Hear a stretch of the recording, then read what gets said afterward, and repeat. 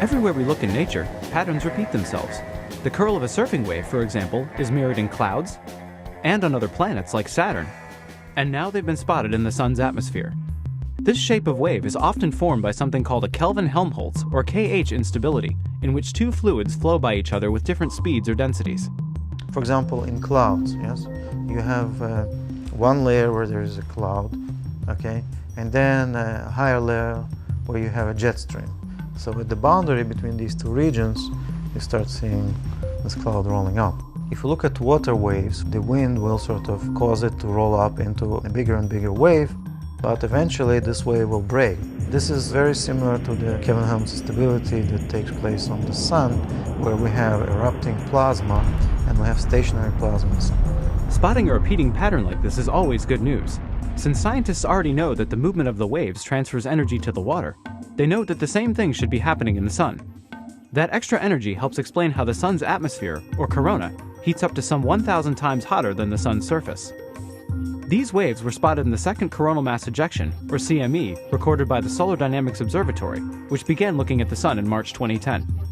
We were able to see as the CME erupted, it generated basically a region where the plasma was evacuated.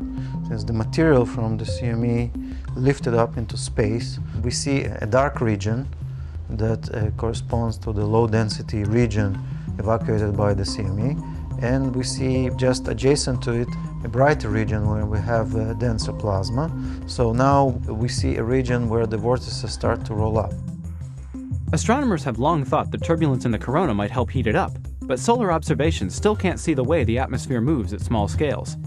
Each of the rolling surfing waves spotted by SDO is about the size of the United States, and they likely became more and more turbulent the same way that a breaking water wave froths at its crest.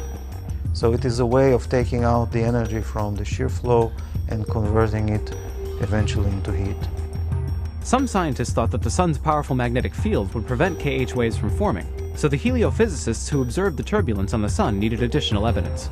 To support this interpretation, we also developed a model, and a computational numerical model. We set up this model to resemble what takes place in this region, and we see that indeed this kind of shear can form Kelvin-Helmholtz instability and generate the waves that are similar to the waves we observe in nature.